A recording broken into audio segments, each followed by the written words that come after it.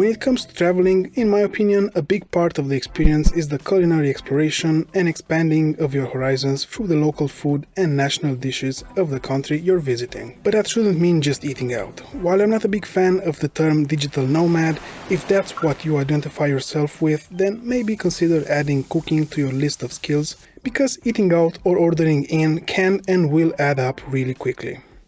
So, today I want to present you guys a blueprint and set of guidelines that is guaranteed to better prepare you for living and working from an Airbnb or a short to medium term stay. That can be from a different city, country, or who knows, maybe even a planet. The plan is to keep costs down and get you to connect to the local culture through the power of cooking, especially since working remotely has skyrocketed due to the pandemic, and once the lockdowns were lifted, I jumped at the opportunity to work for a few weeks from a different country. In this case, I'm in Lisbon, the city famous for its yellow trams, castle peacocks, and delicious pastéis de nata. If you clicked on this video, you're probably thinking about doing the same. So, in order to make this experience more enjoyable, I came up with a plan. That means a solid foundation of kitchen essentials to make that happen. I do that by breaking the process down in 4 parts, which are assessing the kitchen, the pantry essentials, how and where to buy local ingredients, and then to put them all together in practice. Always start by assessing the kitchen of your short-term accommodation. Kitchen assessment sounds very official, but it's just about taking a good look at the kitchen and its cabinets. That means looking at available appliances, tools, and the pantry.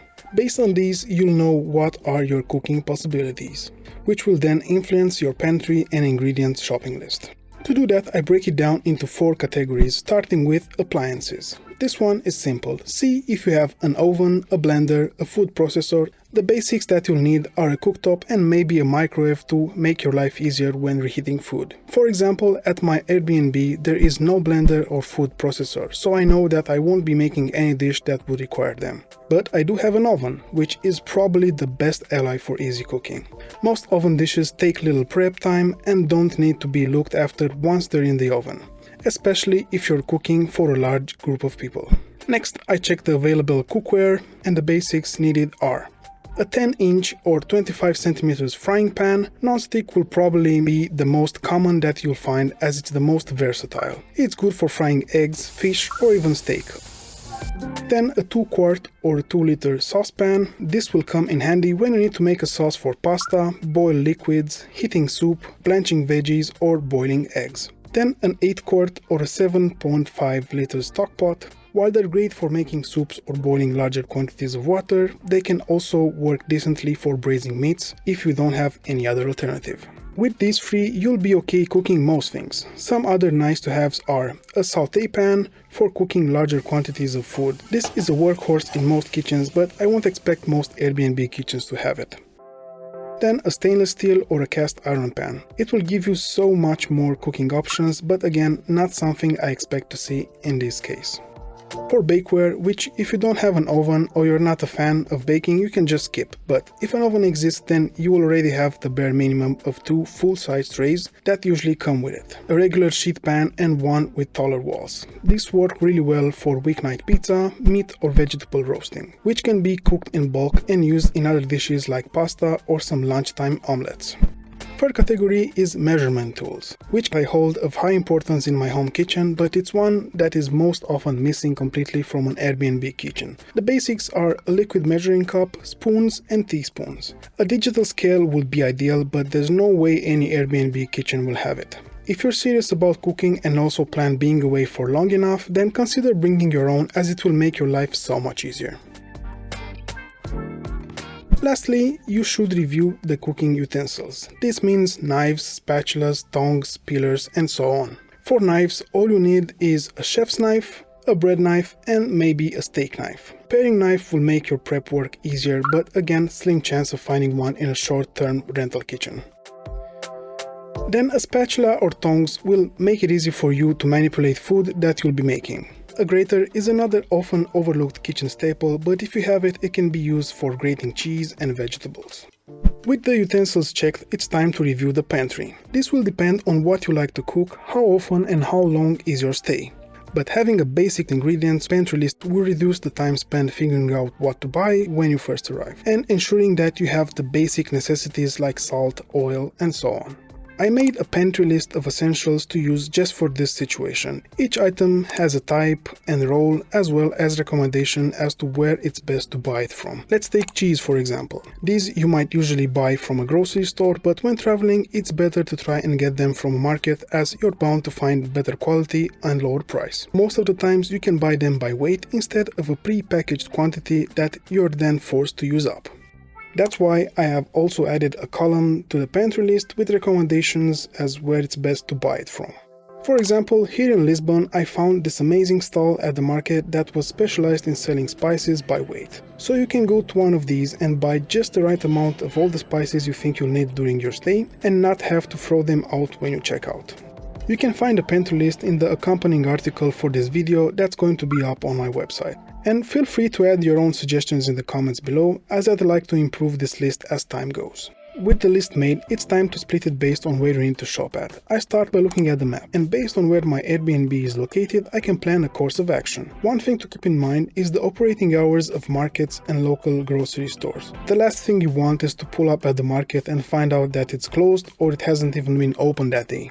Try to do a bit of research beforehand on the city you're going to be in. Most times you'll have big brand grocery stores in close proximity, then a bit further away some local grocery stores, followed by markets that might be just a few of them in the city. You can usually get away with just one visit to the market once every 2 weeks, then to local grocery stores every week since these tend to sell in-season fresh produce and it's a good place to find locally made products like hot sauces, preserved goods and sweets. Then once every few days you might go at the grocery store to buy things you'll immediately need like meat, veggies, milk and other stuff. That being said, if you're lucky to be close to a market, then you can flip that around and visit them more often. There you'll find the freshest veggies, meat and most importantly fresh fish. Going to the market is also an underrated way to get to know the locals. You can spark a conversation from a question about the freshness of the vegetables, and next thing you know you're noting down a secret family recipe from one of the locals. Food has the power to bring people together like that. Now, with this solid foundation and your pantry stock, all you need is to buy some protein, fresh vegetables and any special one-off ingredients. So let's put it all together. Now, a good intro to cooking with local flavors is to make a sandwich.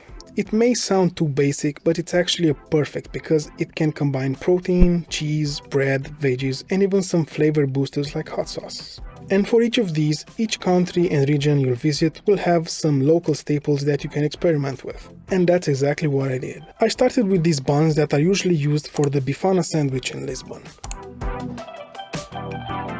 For the protein, I used a piece of roasted whole pig, which I got from one of the local traditional markets here in Lisbon, where I had some really fun interactions by getting recommended locally made cheese and this nice looking lettuce, even though I don't know any bit of Portuguese. The pork meat came with a packet of sauce or marinade that I diluted a bit more with water and added the meat cut into small pieces, which I then cooked down. This not only heated the meat, but it also infused it with additional flavor and gave it some much needed moistness. For cheese, I used some Tres Igrexas cheese that is made just outside of Lisbon. It contains hot peppers and has a very similar texture to cheddar cheese, but a lot more flavor. Topped it with some pickled red onions that I whipped up one morning using an old pasta jar while I was just waiting for my turn in the shower.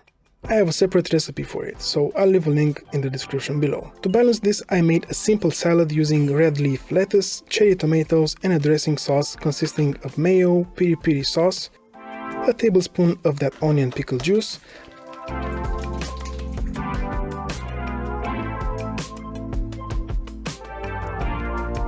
plus a squeeze of fresh lemon that I added to the salad after tasting it. I also got some fried chips for the sandwich that I remembered a bit later to add. These are very common here in Portugal. They're one of the key ingredients for the famous Lisbon dish called bacalhau à brás, which is super delicious by the way. And there you have it, a warm yet simple meal to kickstart your cooking experience while working remote. I hope all these tips will help you if you're planning to live for a few weeks or months in a different city.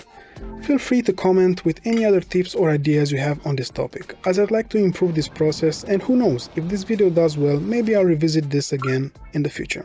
Thanks for sticking until the end, and I'll see you in the next one. Bye.